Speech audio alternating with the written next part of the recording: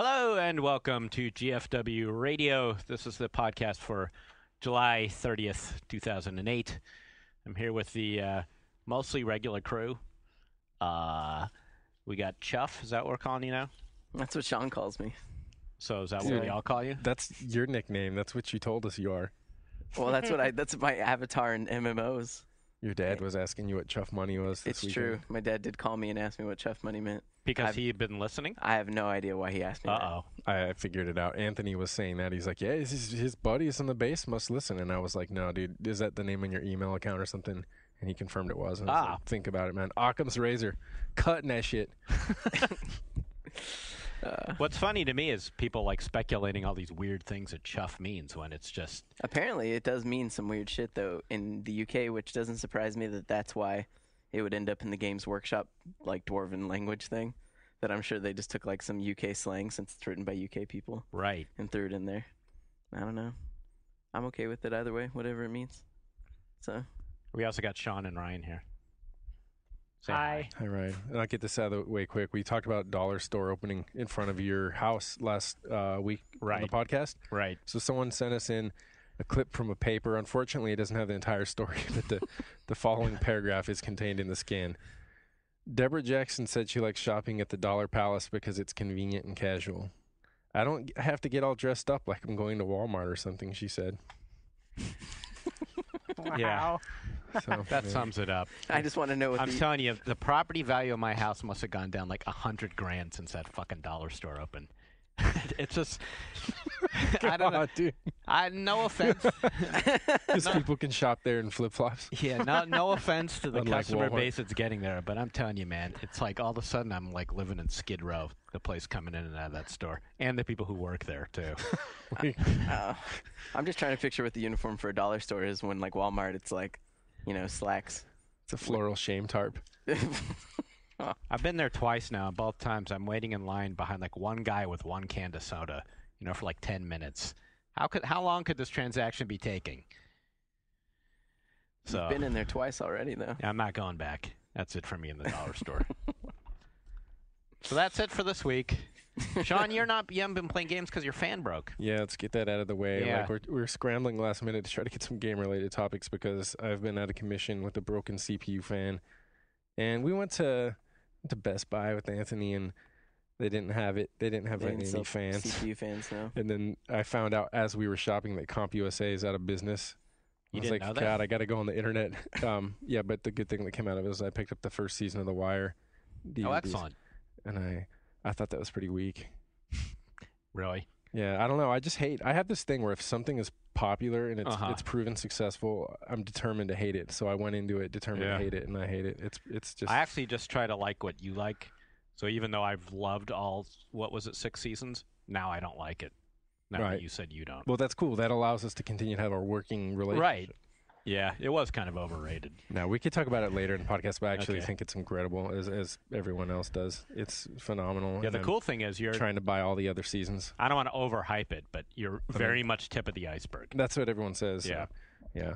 We'll come back to that after we talk about the game stuff, because, of course, that's the number one thing on my mind all week is The Wire. The Wire. Yeah. What we need is a Wire. You were video playing game. some...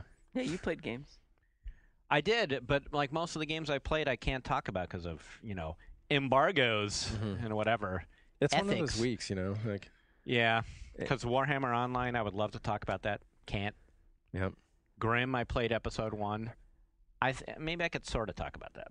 Lich King, you're saving for Legendary Thread, just as, I just got done doing a big discussion about Soulcalibur for the One-Up show. Basically, let's just pimp every other podcast on that we're doing. Podcast, this is basically what this is going to out. be this week. Yeah. Well, tell us about Grimm then. Well, what can I say and not say? I don't know. The game comes out on the 31st on GameTap. I think it's exclusive for GameTap. Yeah. Yeah. And they're going to be releasing weekly episodes.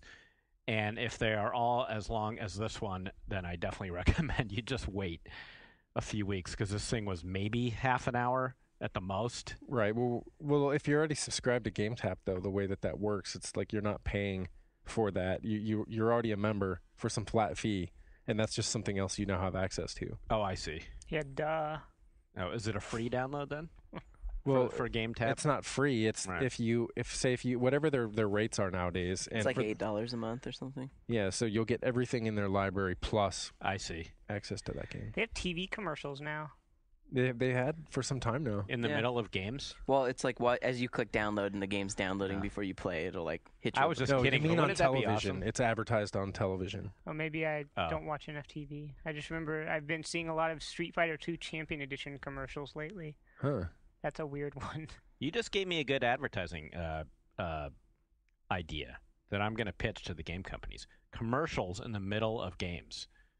That's not a good idea. So like you're playing Half-Life Episode That's 3 and you're running through a level and all of a sudden it like cuts to a commercial. Like you stop playing and you got to wait like 2 It just minutes. works that way, like in Like an in Exxon Quake commercial. Live. Actually, that is something I have been playing. I can mention that after Grimm. Yeah, but like say you're playing Quake Live and all of a sudden you're about it's first to 50 frags and you're on Right. like frag 48 and all of a sudden it's like Right. Feeling hungry? Yeah, that'd be awesome. oh god. I'm gonna work on that. That when I finally leave this dump, that's what I'm gonna do. I'm gonna You know, start that the saddest thing the feeling hungry brought about is I was talking with Rory about how in the hot cases in grocery stores, everything is the same color, right? And I've known this forever, but Like it was brownish. funny to see that BBC World News did a story on it. And so yeah, everything in the case is the same. It doesn't matter if it's a Mojo potato or an egg roll or a chicken leg or like fried mac and cheese. Everything is is doo-doo brown. And there's this new thing where you get they put a hot pocket in there in a colorful foil wrapper, and they actually sell that. We were like searching for pictures of these cases, and we found the internal memo like telling grocery store managers like you want these hot pockets in here because it adds color to your case. But of course, if you pull the pocket out, it's the same color as the thing. But it's like put tinfoil in here for. So why is everything brown? because they all been through fry the- it in the same grease. Yeah. Ugh. All right, back to Grimm. Okay, now so that, yeah. now that you have it. Okay. Well, It really works together because Grimm is about covering the world in shit, and those cases are. it's weird. They don't actually come out and say that really. That he's like shitting everywhere. Well, I don't. It's like a mean that. dark cloud that's following Grimm around. Yeah. You could interpret it that because when he's standing still, when you're not moving the cursor, then he's peeing. So it's like a point-and-click adventure. I really don't know. No, much no, about it. no. It's not. It's more along It's more the like lines- Psychonauts or something. No. Think more along the You lines think of way lower really brow. rudimentary, like Katamari, Oh, where you're in this world, and you need to cover the whole thing. It's colorful and vibrant. You need to turn the whole thing black. It's kind of like a lawnmower sim, really. You're just Grimm and you're just moving your cursor around, just trying to cover everything in black. And once you do that, to a certain, there's different levels of, it starts out, you start out at 0 with the world clean and pretty, and then there's like notches, so it's like stinky, smelly, vile, whatever. And so that's the only challenge is like, okay, now you got to go from stinky to vile. Just as in Katamari, where you collect enough items, then you're able to roll over increasingly larger items. In this, you become more powerful, and you're able to convert things that you previously couldn't convert. Turn them crappy, this is I didn't notice that, to be honest. I didn't notice that I got more powerful. I just noticed Yeah. it being the same thing over and over. Maybe in that first episode it doesn't work that way, but later on, you have to. I mean, you'd notice because it's impossible to complete a level without. Okay.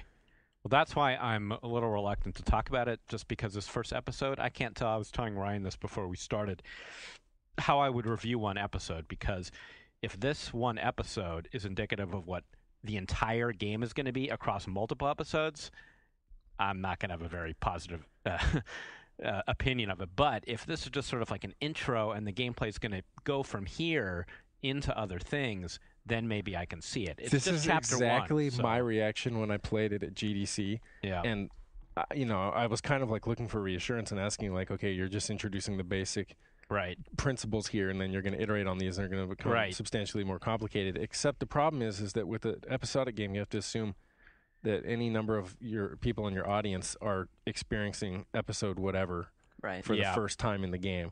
So you always have to have the equivalent of like the training wheels Right. in Yep. every episode. So it's never really going to get that much more complicated. There are Yeah, some like that was my fear. platforming elements, some pretty rudimentary platforming elements, but in what I saw of American McGee jumping around the whole game, it's pretty much what you're looking at now. Yeah, that's not so hot. why- I mean, and the other problem, of course, is that every episode, I assume, is going to be sort of self-contained because they're different fairy tales, right? It's not like this is a continuing story, I would think. I mean, I don't know. I haven't seen episode 2, 3, or 4, but this one was the what was it called? The boy who needed to know what fear was. I forget the exact title. But the next one has nothing to do with that. It's another Grimm fairy tale. So how would it even continue? I don't know. Mm-hmm. Well, you could put them together in you can have some like framing narrative that says Grimm is going across all these stories, you know. The people in each fairy tale don't communicate with one another, but Grimm's able to visit them. They exist in some you're right. That could.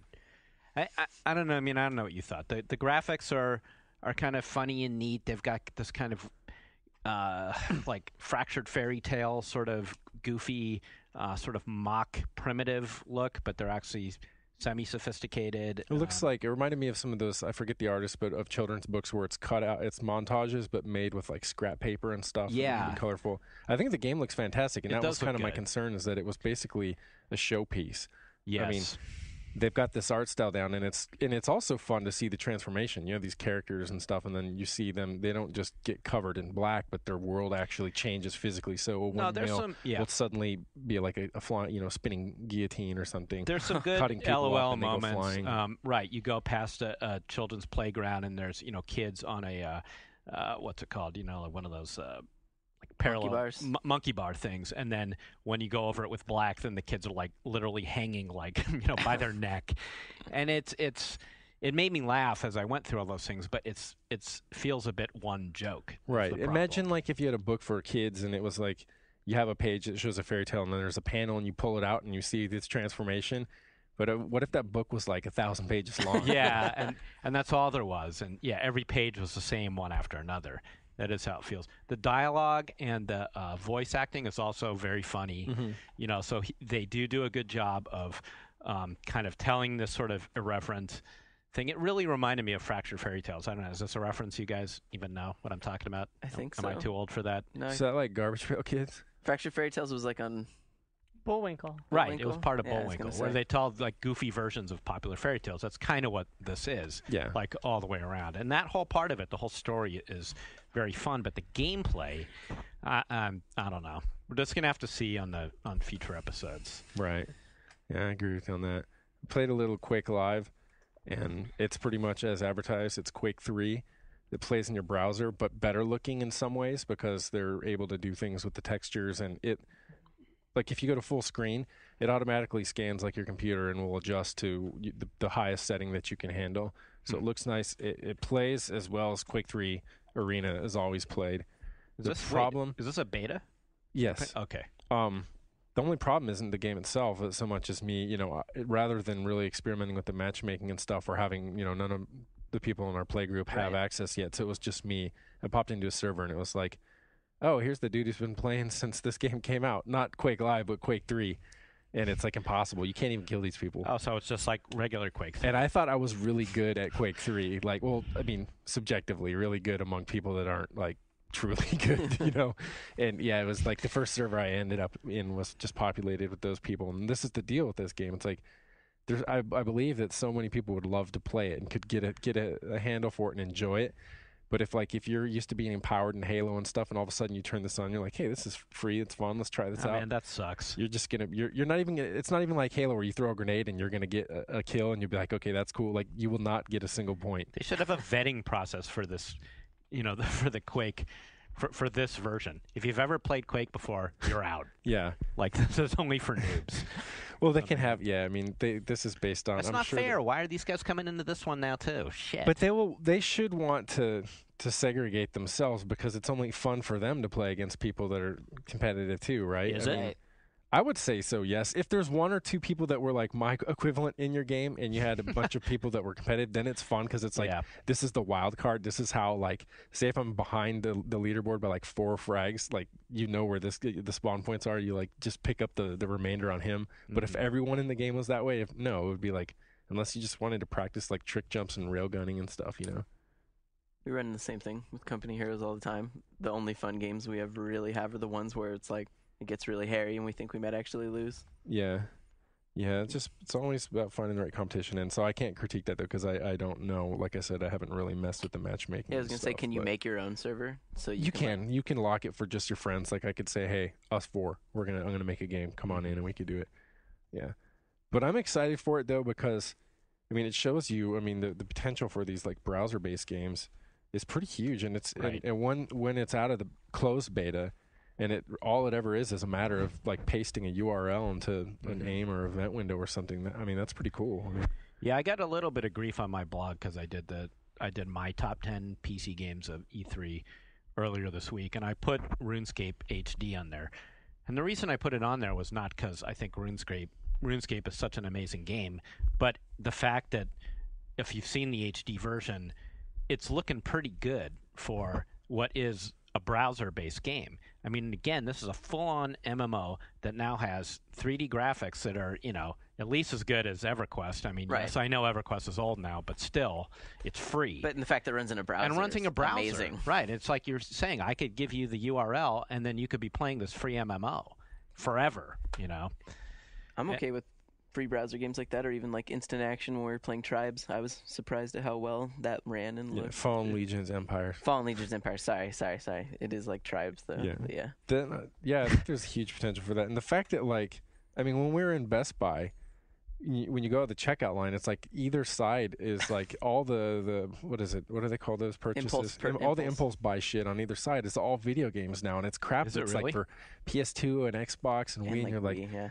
There's like a huge market for people that aren't like they're looking for value over all these other things, and it's like you can't beat the value of totally free, So what are some of the games in this like impulse thing? Are they any good it's ones? Just it'll be like 2-for-1 shitty PSP games like shrink wrapped together, like that sort of thing. Yeah, I mean like stuff. What was this one? Primal. I reviewed that on PS2 way back when that came out. There's going to be some fans of that game that are going to be saying it's not shitty, but I didn't think it was the best.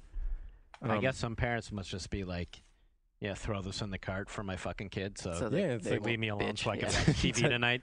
Yeah, it's like the new, you're in the grocery store when I was a kid, they wouldn't have toys aisles, but they would have like by the cereal, there'd be like this little peg.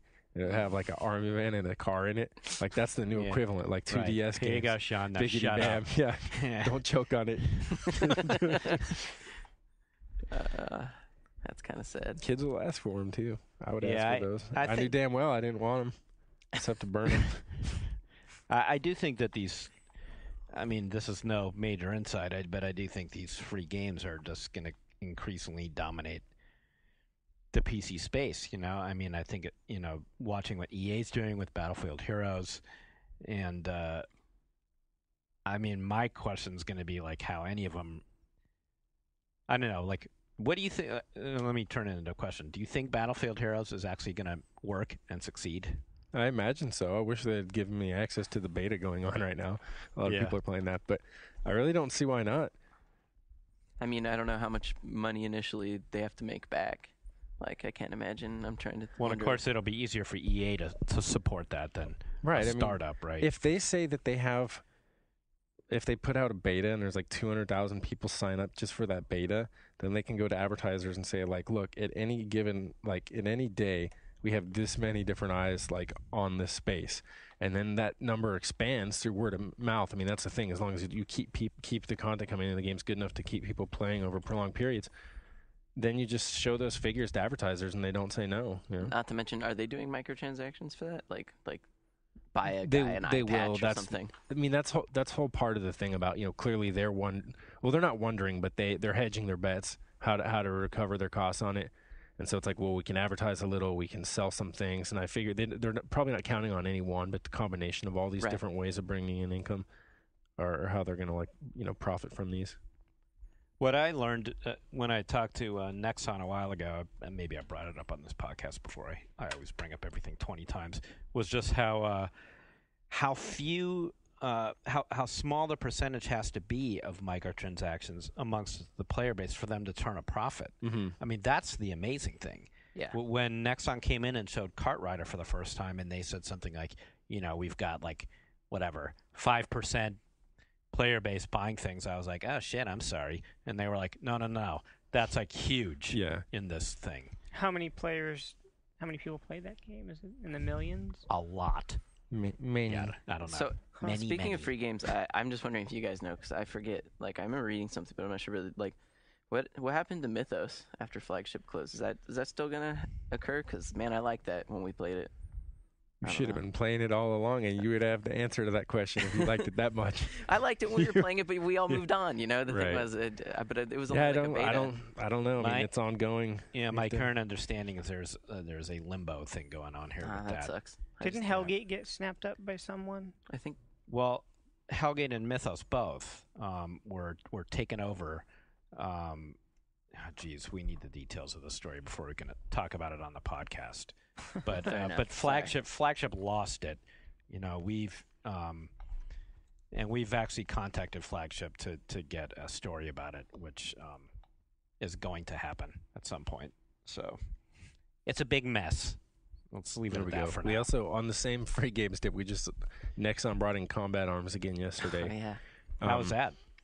I talked about it before. I played it. It's kind of like, it's a decent FPS, somewhere between like Counter-Strike and Call of Duty, but somewhere in between, sort of, the way that, in the speed and the way that the game functions. But of course, it's not really competitive with either one of those if you were to put them on the shelf and ask the same price for them all. Mm-hmm. But for a game that you can just jump in for free and kind of have fun with, I definitely recommend that people try it. I don't know if it's the kind of thing where they're going to want to keep playing, which is obviously what they need you to do.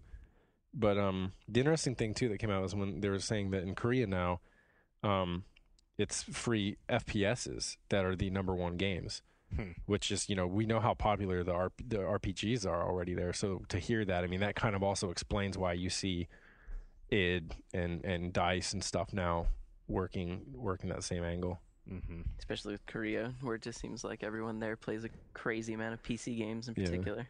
Those guys were pretty cool too. We were kind of like giving them shit. We were just like, we were just pretty much being honest. I was telling them flat out, because I was like, about 5 of us in our gaming group had played the game and we had mixed reactions, and there's things that we make fun of, and like one of them's that the audio things when you press, and we were reminded yesterday, another one is like, you are so respectable, and you say these things as you're fighting. And so we kept saying that, as they were showing us the game, we were like, you should charge for these. Like, don't get rid of these. Like, these are what give this game identity. Like, you just like maybe add an animation or something, and like give us some new hot quotes. And they were throwing out ideas too. They were like, we should let our user base vote on what other ones will be that you can say to each other. Yeah. Wait, is that like a diss? No, that's like a high five move. You can also say like, "What you are so respectable." There's a WTH button, and it says like, I don't know if it's if it's a diss. Maybe it is. It's hard to say. You just can say it whatever you want. Or you are the hero. And the other one is like, I forget, the one about crazy. What the heck are you doing? Yeah. But there we go. I sent this out. You guys, it doesn't sound like you had time to check it over, but I wanted to bring it up to see where we stand on it. Yes, sir. Steven Totillo at MTV Multiplayer just put up a little mini interview with Todd Howard at Bethesda working on Fallout 3. Mm-hmm. And he's kind of talking about, in this game, you can play the good guy or you can play the bad guy like so many other, games. But it's kind of like the Han Solo middle ground that's like less explored.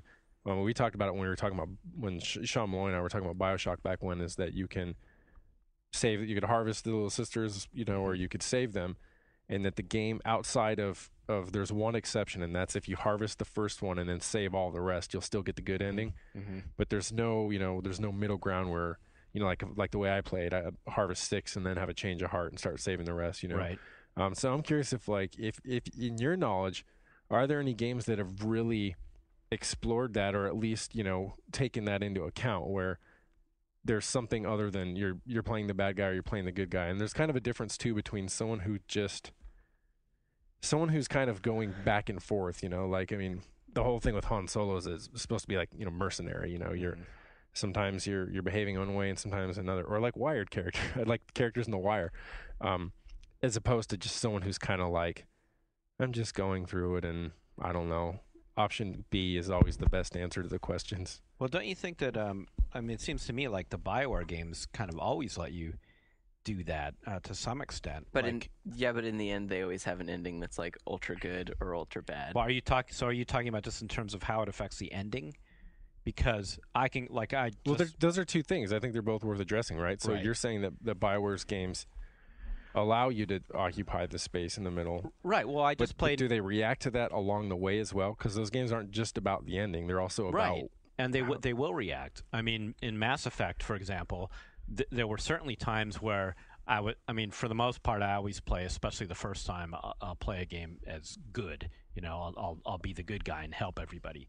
But there were a couple missions where I just felt like, oh, fuck this, I don't want to do it. So I would always take like the last answer on the dialogue tree, which is basically like, the go fuck yourself answer. And then if you do that, in Mass Effect at least, that would either open up or close up a particular plot point. So it was definitely affecting the game. I mean, so what I'm saying is, like, I was mostly a good guy, but there were some times when I was being the arrogant ass, and the game was changing because I did that. Right. Like, I couldn't solve another quest in the easiest possible way because I had been a dick to these other people. Right. So it's telling, though, that when you started off, you say you begin these games and you go into them assuming I'm going to be this or that, and I'm going to be good. Yeah. As opposed to, like, I'm just going to go in and be myself, and whatever happens, I'm going to react to each decision and judge it on its own merits, and whatever happens. Like, right. Like, again, like, I keep bringing up The Wire because that's my lens for the week, is like, am I going to take the money this time, or am I going to leave it? What if I take the money next week, Well, I definitely was, especially in Mass Effect, more where I felt a little looser than I did for whatever reason than in say, the D&D games, that I felt I was judging it based on, like, what am I going to get out of this? Right. So to some extent it was like that. But I actually don't know how it ultimately affected the ending. I don't know if there was a Fallout type situation where there were multitudes of things that could happen depending on what you did throughout the game. Right. I don't know. I'm really racking my brain, and I can't come up with, like, a single game where I think about someone that you kind of play like that. Like, I think maybe in some way, like, the only game that comes to mind is, like, StarCraft, when you're playing as, like, the Jim Raynor character. He's kind of like that, and the fact that he's, like, kind of doing what's good, but he also, like, will straight up just kill a random colony of people, like, right, to do what he thinks is right. Of course, you're not making any decisions there, right? True. That's just a game. You're watching. Just guiding. Yeah, that's the thing. You're watching a movie. Yeah, like, I don't know. I mean, I think maybe the new Fable will... Yeah, I was going to mention that. I didn't play the first one. So was Todd Howard claiming that that's what Fallout 3 is going to do? Sort of put you in that position of... No, he was saying that, like, yes, I mean, as you play, the game is going to be able to accommodate you if you're sort of, vacillating between these poles. But in the big scheme of things, though, he was saying, like, I don't know. I think in the final question, he was kind of like, well, it's not quite that. I don't. Well, Fallout 1 and 2 are good examples of that, where throughout those games you could opt to help or be a jerk or be indifferent or whatever. And like I said, and has been discussed many times before, that is a game where in the end, the mass accumulations of your actions would play out in how the ending went. Right. And a lot of it was just told in voiceover. This thing happened because you did this or didn't do this. I think I've been playing the wrong kind of games because it's pretty rare that, like, not the wrong kind of games, but I mean, it's pretty rare in the games that I've traditionally played where this is even a real issue. Right.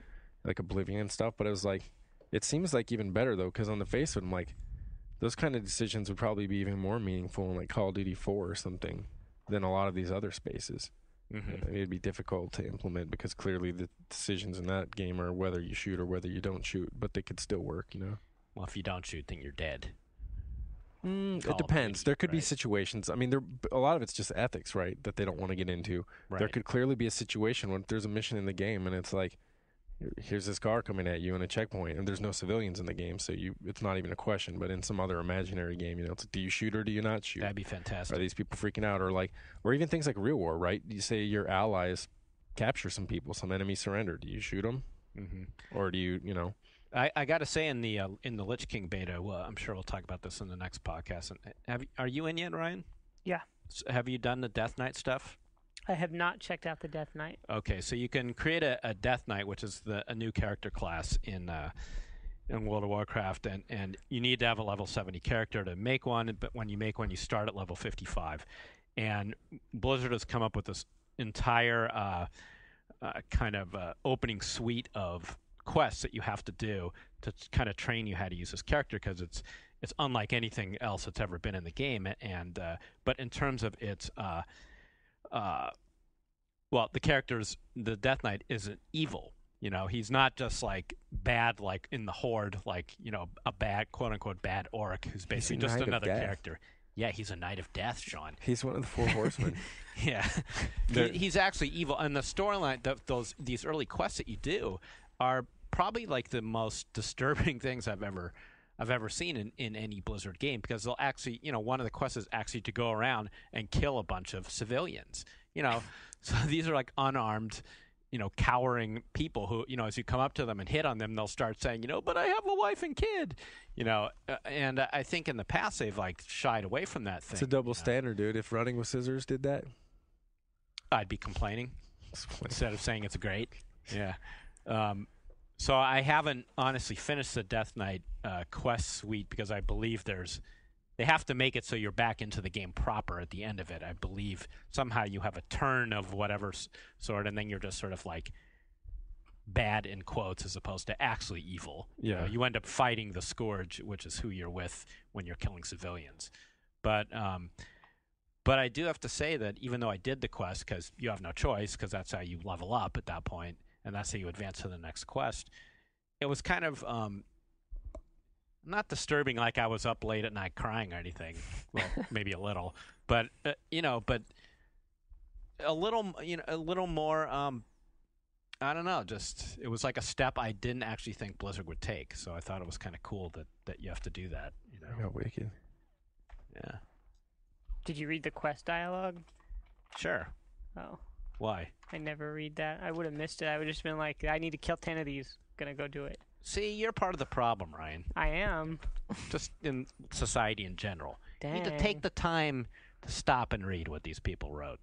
Somebody got paid a lot to do that. There's an instant quest text option in the interface menu for a reason. I know, and they didn't want to put it in. Well, when they made the game, they added it later. I have instant quest text, but I still read it. A lot of times I just have it appear all at once instead of having to read it as it appears.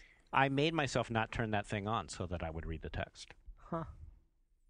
So for people that don't have a beta invite, they can obtain them. Oh yeah, what do you got there? Through eBay. I just saw randomly on some post on the internet that they're selling the people that went to the French Blizzard thing. They're selling those BlizzCon beta Wrath of the Lich King passes. And the most expensive one I saw was like for $1,000, but that one also came with the Tyrael pet as well. So it was like, good grief. Now, but these are from the BlizzCon cards from last year. Are they? Right. This auction for the code from a 2007. Oh, okay. card. But that's okay. That entitles you to the beta. Right. In fact, that's the thing. if they went to the Paris thing and got that card, doesn't it? It entitles that you to a screwed up? beta. It entitles you, yeah. Because that puts you on the European server, I think. And not only, but that one, the reason people are paying more for it is because it comes with a Murloc costume. So, but like these ones are like buy it now, $339.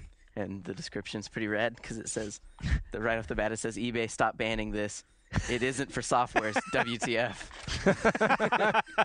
Buy with confidence. Yeah, yeah. This guy has 100% feedback, positive feedback. So, and I like that he emphasized that it's free shipping when he also says that. Yeah, there's like a sticker on there. He's like, I will scratch the card and email you the code, and only you the code. It is unused. Like that's all it's for. And it's his free shipping. And the auction right beneath that though is like true WoW auction house style. This guy was $339. This guy's buy it now $335. He's like undercutting that guy by like by like a silver basically. So, yeah, see, Murloc code and a Wrath of the Lich King code. Wow. We need to. I'm telling you, it's not worth it. If you're listening and you think that you want the WoW beta that bad, yeah, you don't. It's funny. You just don't. It's as funny good as the game might be. I mean, if $400. both of That's yeah, way well, too much both money. of these say the experience is closed on August 1st, so buy now because you're losing time. Oh my God! August What, first? really? That's in 2 days. Oh, wow. Fucking a couple days. Wait, is that true? That can't be true. He probably means September 1st, I bet. Yeah, that can't. Either like- way, a month. But like either way, yeah, you're paying like $400 for a month on. Either way. Is your character progress from the beta going to carry over? No. to No. Hell no. Right, you're going to lose your progress. Plus, it's a beta. I mean, there's a So- ton of shit that's broken. I mean, I haven't been able to log in, for most most of the past 24 hours. That's like because the of stuff. fucking FBI. It's entrapment, dude. They're trying to like get freaks. You don't want to trying do to this. pick up freaks. Listen to me. If you're listening and you're just hesitating Just wait. on the mouse button, just wait for the damn game to come out. In the Play future- regular WoW. In the future, I think we should do like a swag resale watch where we when we go to these press events, we know what they're giving out for free, Well- and then we look at eBay. We start running You're eBay right. searches and see. The people that should. work at the PR for these places have to be doing them. Dude, we should totally. go check on eBay. We right can after this. investigate. We find like a power seller. Turns Yeah. out it's like some like freelancer or something. Over the years, he's made like Yeah. fucking 10 grand selling ass pads, ass seats from the Microsoft press conference. Yeah, you know what? I used to work at it was my first job at Ziff, actually, back when this company was bigger and had money. They had a computer book division. So they make computer books, and that's what I did way before you guys were born. And I didn't know the whole time that I worked there that the other editors were taking these books, and you guys have seen computer books, right? They're these big fucking fat And they're expensive 600 as hell. page things, and they cost $40. Everybody else there was taking these books and going straight to the bookstores around the Bay Area and selling them for credit.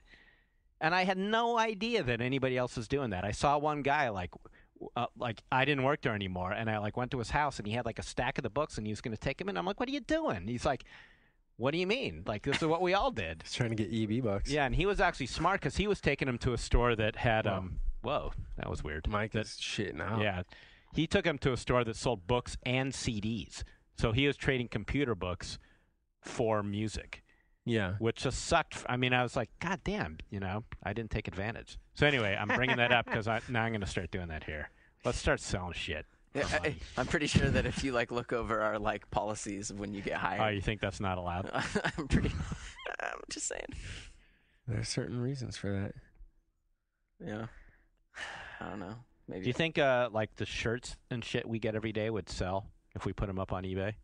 I'd hope not. You know what? Every now and then we have the giveaways. Yeah. We should just start to doing our sidewalk community sales outside and the office. I do. I have a drawer full of stuff that I've stored to give away to people on the boards. Uh-huh. I need to remind Tina. It's we always need some kind of contest, But do you think if we sold it, If at we did a auctions, sidewalk sale outside the office, people would buy it? and we just put $2 on that. How about shirt? that dwarf shirt that I got? What is that shirt? Remember that shirt? That's sitting on my Gnome, desk the now? bling gnome. Yeah. The bling gnome. That's what it And is. you got the plastic bling gnome toy. Right, and what does This is what does from the Dungeon slogan Runners. say? It says I forget I'm it. something with my gnomies or something. Yeah, I'm like rolling that. with my rolling gnomies. with my gnomies. You think someone would buy that shirt? Is that a WoW shirt? No, it's not a WoW Dungeon shirt. Runners. Would Dungeon you wear Runners. it? Oh God. We I got bet it. you some. I mean, I guarantee you, No. at any event we go to, one of our users would. Half the shirt- Ryan looked inside his shirt. What shirt Wait, am I wearing it? What shirt am I wearing? What are you today? wearing? No, What it's is not. it? It's not a video game shirt.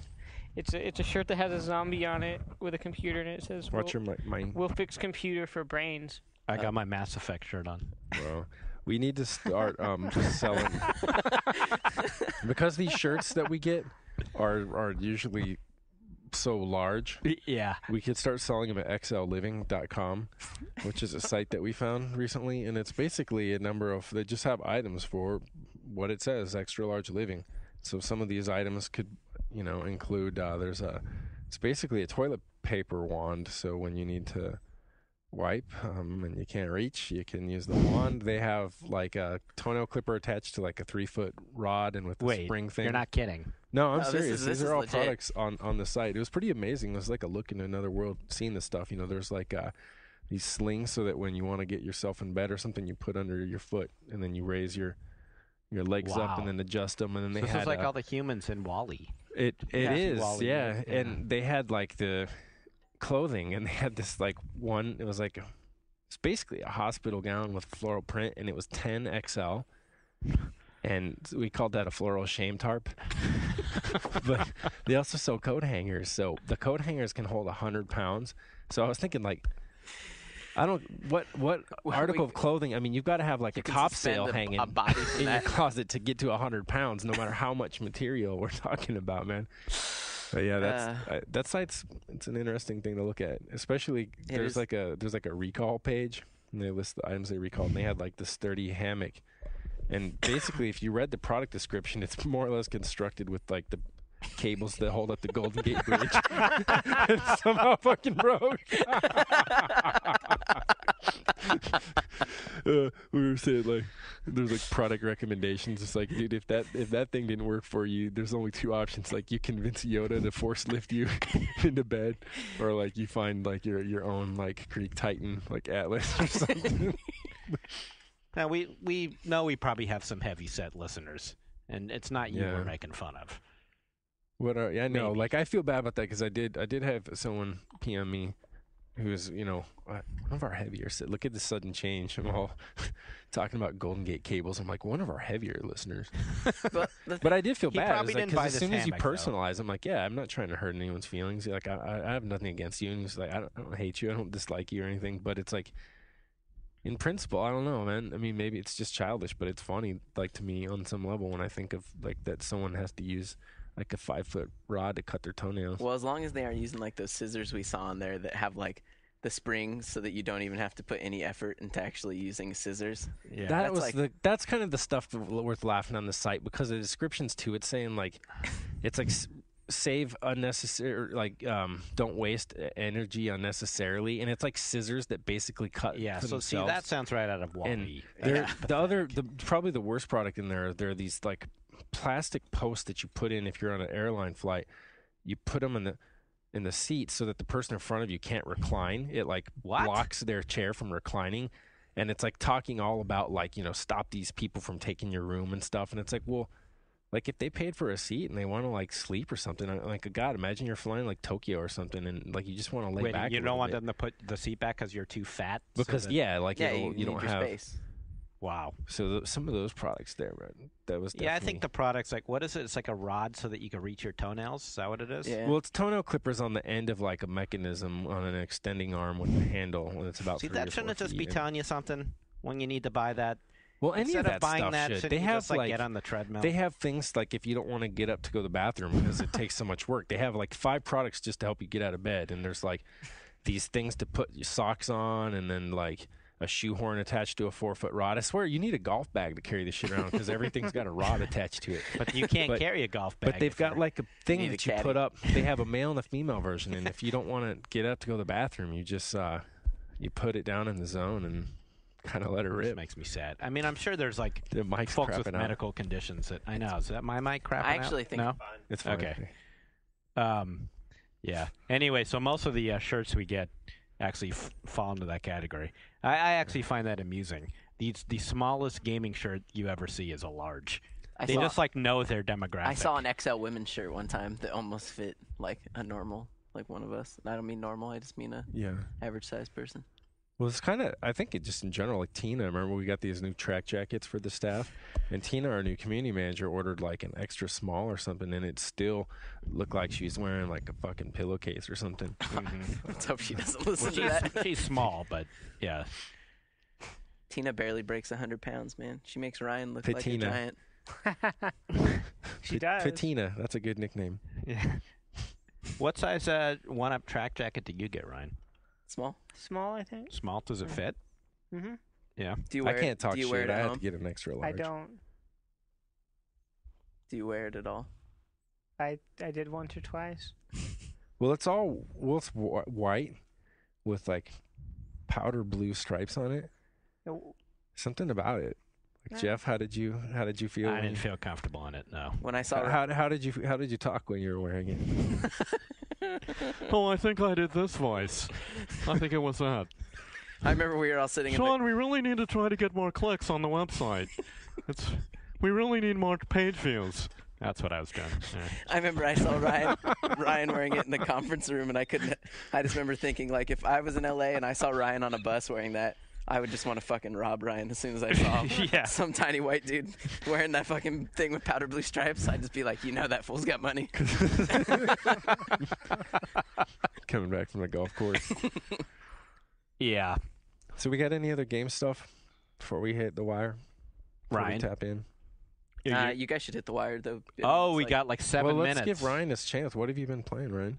Just Wrath of the Lich King beta. Some Soulcalibur, same as you. Yeah. Any Soulcalibur comments you want to? It's pretty good.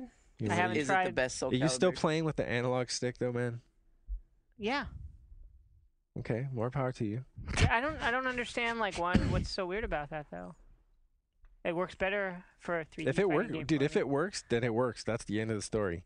But it just seems weird to a lot of people, I think, is because so many inputs have to do with like a double tap or in a specific direction or something. And it's like you want to know.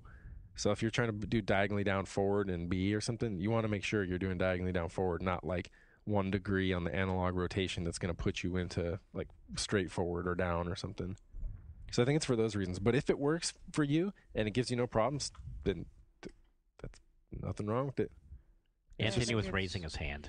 He was I'm like the just most saying polite member of the podcast. I'm just saying I don't know. I don't know anything about fighting games. Yeah. I don't either. Everyone plays. The interface is always a challenge with fighting games. You know, like you know how I play. Like I'll use, instead of my thumb for the buttons, I'll use all the fingers on my hand, and that's why I don't like to play on the PS3 version. Is because the right analog stick gets in the way of my pointer finger. Right. And I do it that way because so many of the inputs in Soulcalibur have to do with like pressing A and kick at the same time, or A and B at the same time, or B and K, and it's like that way I can constantly do all of those. You know. Map those are the shoulder buttons. Right, and I just never got used to that. And there's different reasons. So people will be like, well, if you like doing that, well, why don't you just use an arcade stick? But it's like, I don't like the stick on the arcade stick. I like the D-pad. And so, yeah, I mean, we've all got... It's like for 2D fighting games, I prefer arcade sticks, but for 3D, I do the analog pad. Yeah. Yeah. It does work for you in one sense, in that you're always in the middle of an 8-way run. Oh, yeah. Which is the evasive technique in the game. And it's just Yeah. moving 3 dimensions around the stage. You are always, like... you're never moving forward or back. You're always, like, moving... That's conscious, though. Yeah. And sometimes it gets me into trouble, but I'm the kind of person in Soulcalibur, I'll sidestep you and throw you as long as you'll let me. But I figured out. But that's where I got to give you advice, dude. As soon as you figure out, you don't have any ability to change up. I mean, I'm just saying. Remember when we were playing last? You were doing that, and I figured it out, and was like, okay. So I would just duck and like poke you, Right. and there's nothing you can do about it because it would catch you in your 8-way run. I also tend to be bad at catching low attacks. Yeah, that everyone is. That's why the game's like based on. I mean, like so many 3D fighting games is having a good range of like a good mix between low, mid, and high attacks, so that you obviously don't want to just consistently attack in the same height level because it'll be easier to block, Right. to punish and stuff. Yeah. But Soulcalibur IV, I think it's quite a bit better than 3. I thought 3 was kind of... I thought you hated 3, though. I don't hate 3, I just didn't think it was a very much of a step up from 2. It just didn't look as good. I didn't think there were some technical issues. I can't wait to take it home tonight and play. And I haven't tried online yet. Yeah, I'm excited to try that. Yeah, you're gonna tell everyone your gamer tag so that they can throw down against your low attack shittiness. No. Ryan is gonna 8-way run, and he's gonna try to throw you. So it's just duck. Yeah, that's how I throw you. All I gotta do is duck, dude, and you just keep whipping throws, and then I just stand up and throw you. that happened. That did happen. Yes. Many times. Maybe. Again and again and again. You figured out. Then you just want to hit me with the low attack. You should check out the a mid attack. The My Cheats Soulcalibur guide. Yeah. Yeah, I don't know. I heard it was good. Yeah, there's some excellent stuff on there. Yeah. I read all those character profiles. Yeah, edited some of those. That's the thing. It's kind of like the one unnecessary part is like there's a column that tells you about the story. And the story's always like Ivy did walk into the evil basement. You know, I mean, we changed some of those I don't out. It never understand makes that. any sense. I don't understand. I had our cheats editor. He wrote most of them, and he kind of pointed out how stupid some of them were. Well, yeah, it's not the writer's fault on our end. Yeah, It's he didn't just make it up. Right? It's just some, It's not his lore. Yeah, it's just some dumb.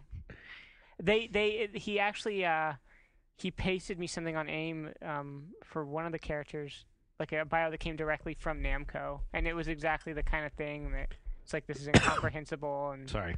reads like some kind of fanfic. Okay, since I don't play these games, these character bios, is there a story in the game, or Yeah. this is like random shit? In each game, Well, there you're was like saying a there is a winner story? or something, right? There's not. It's like they try, but it doesn't matter. You just press the button. Same as you're talking about quests in an MMO. Right. You just press the You're button. just clicking A until the game I mean, starts, right? yeah, they Until they the try battle to starts. loosely imply that something happened, that you fought for some reason, and that there was some result to you beating the last boss. And yet, But what? We did character bios every single day for like For every 3 weeks single while one. I was on vacation.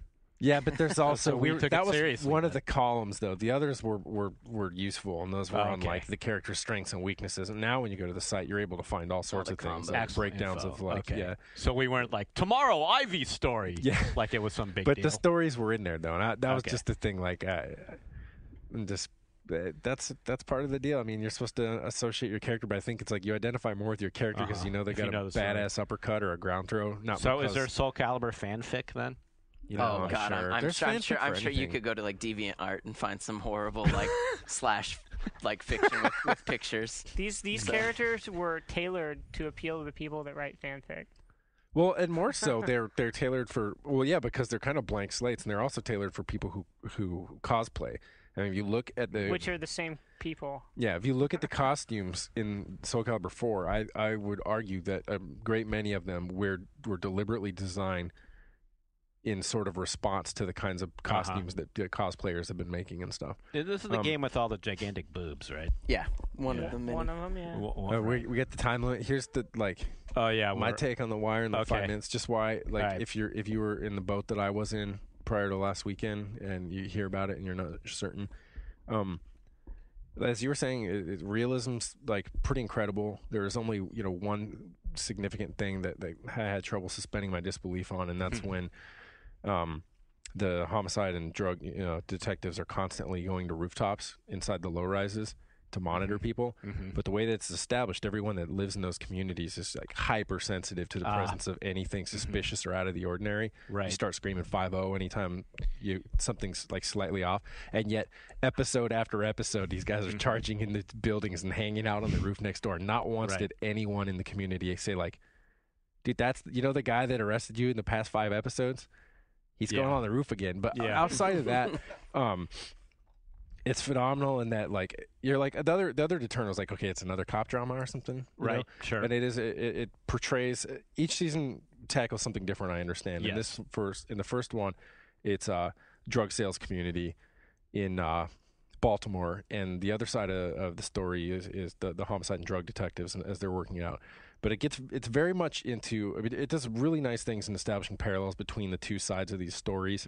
So if a character on one end starts to try to run a side business or something, a drug dealer, Orlando, well, he's not a dealer, but at this point he's like, hey, I'm going to try to run a side racket.